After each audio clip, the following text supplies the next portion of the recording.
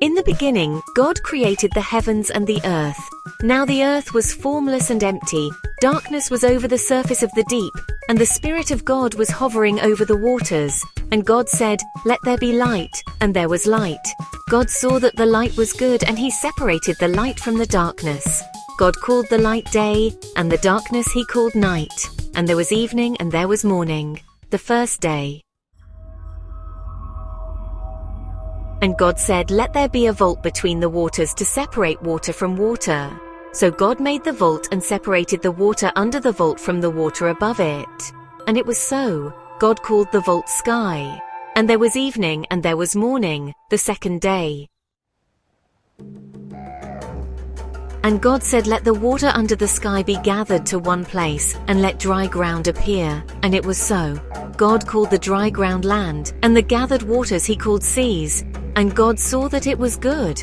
Then God said, "Let the land produce vegetation, seed-bearing plants and trees on the land that bear fruit with seed in it, according to their various kinds." And it was so. The land produced vegetation, plants bearing seed according to their kinds, and trees bearing fruit with seed in it according to their kinds. And God saw that it was good. And there was evening, and there was morning, the third day. And God said, "Let there be lights in the vault of the sky to separate the day from the night, and let them serve as signs to mark sacred times, and days and years, and let them be lights in the vault of the sky to give light on the earth." And it was so. God made two great lights, the greater light to govern the day and the lesser light to govern the night. He also made the stars. God set them in the vault of the sky to give light on the earth, to govern the day and the night, and to separate light from darkness. And God saw that it was good. And there was evening and there was morning, the fourth day.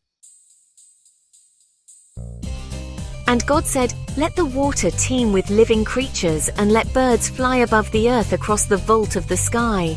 So God created the great creatures of the sea, and every living thing with which the water teems and that moves about in it, according to their kinds, and every winged bird according to its kind. And God saw that it was good. God blessed them and said, "Be fruitful and increase in number, and fill the water in the seas, and let the birds increase on the earth." And there was evening, and there was morning, the fifth day. And God said, "Let the land produce living creatures according to their kinds, the livestock, the creatures that move along the ground, and the wild animals, each according to its kind." And it was so. God made the wild animals according to their kinds, the livestock according to their kinds, and all the creatures that move along the ground according to their kinds. And God saw that it was good. Then God said, "Let us make mankind in our image, in our likeness, so that they may rule over the fish in the sea and the birds in the sky, over the livestock and all the wild animals, and over all the creatures that move along the ground."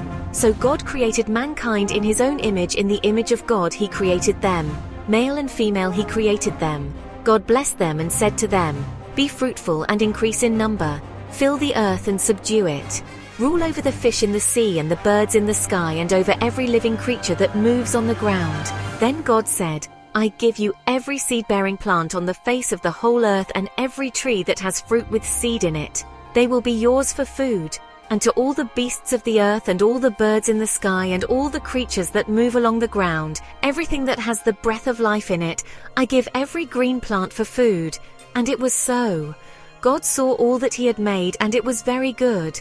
And there was evening and there was morning, the sixth day. God saw all that he had made, and it was very good. And there was evening and there was morning, the sixth day.